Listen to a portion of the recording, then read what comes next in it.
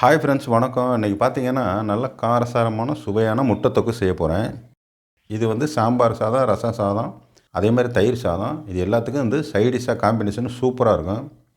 இப்போ முட்டை தொக்கு செய்கிறதுக்காக பார்த்தீங்கன்னா ஸ்டவ்வில் ஒரு குட்டி கடாய் ஒன்று வச்சுருக்கேன். இப்போ ஸ்டவ் ஆன் பண்ணிக்கிறேன்.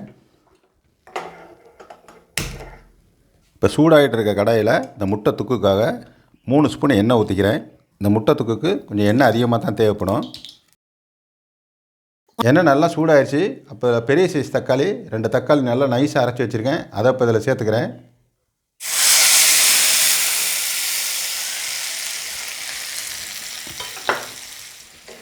தக்காளி நல்லா எண்ணெயில் சேர்த்து நல்லா அப்படியே வதக்கி விட்றேன். சூப்பராக வதங்கட்டேன்.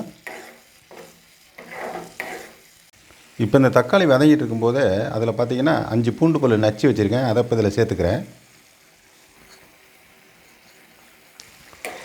பூண்டு பல்லையும் நல்லா சேர்த்து மிக்ஸ் பண்ணி விட்றேன். அதுவும் தக்காளியோடு சேர்ந்து நல்லா வதங்கட்டேன். இப்போ தக்காளி பாதி அளவு வதங்கிருச்சு. பெரிய சைஸ் வெங்காயம் ஒன்று நல்லா மிக்சியில் அரைச்சி வச்சுருக்கேன். அதையும் இப்போ இதில் சேர்த்துக்கிறேன். அரைச்சி வச்ச வெங்காயத்தையும் சேர்த்து நல்லா மிக்ஸ் பண்ணி விடுவேன். அதுவும் மிக்ஸ் ஆகிட்டு நல்லா வதங்கட்டேன். இப்போ வெங்காயம் வதங்கிறதுக்கும் தொக்குக்கும் சேர்த்து 1/2 ஸ்பூன் உப்புத்தூள் சேர்த்துக்கிறேன். உப்புத்தூளை சேர்த்து நல்லா மிக்ஸ் பண்ணி விட்றேன். இப்போ அப்படியே 2 நிமிஷம் மூடி போட்டு விட்டுறேன். அப்படியே வதங்கட்டும் நல்லா. இப்போ 2 நிமிஷம் ஆயிடுச்சு. மூடியை ஓப்பன் பண்ணுறேன். தக்காளி, இடித்து போட்ட பூண்டு, அரைச்சி ஊற்றின வெங்காயம் எல்லாம் நல்லா வதங்கிருச்சு.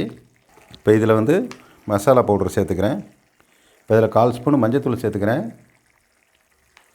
காரத்துக்கு தேவையான அளவு தனி மிளகாய்த்தூள் 2 ஸ்பூன் சேர்த்துக்கிறேன். ரெண்டையும் சேர்த்து நல்லா மிக்ஸ் பண்ணி விடுறேன்.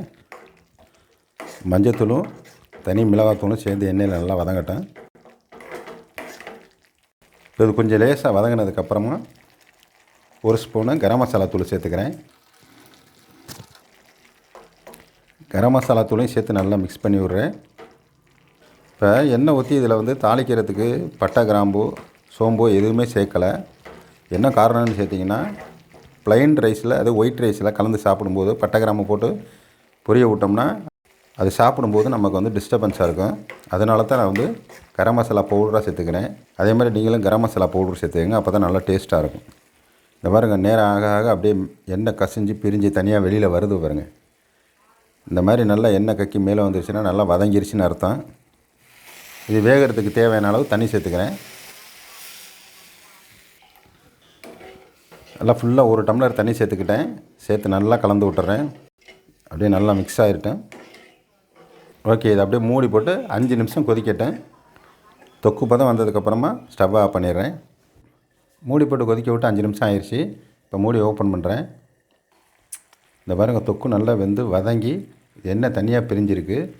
இப்போ இது கூட முட்டையை கட் பண்ணி சேர்த்துக்கிறேன். அதுக்காக இப்போ முட்டையை கட் பண்ணிக்கிறேன். நீங்களும் இதை செஞ்சு பார்த்துட்டு எப்படி இருக்குன்னு கமெண்ட் பாக்ஸில் கமெண்ட் பண்ணுங்கள். நன்றி, வணக்கம். ராஜி அம்மா சமையலை லைக் பண்ணுங்க, ஷேர் பண்ணுங்க, சப்ஸ்கிரைப் பண்ணுங்க.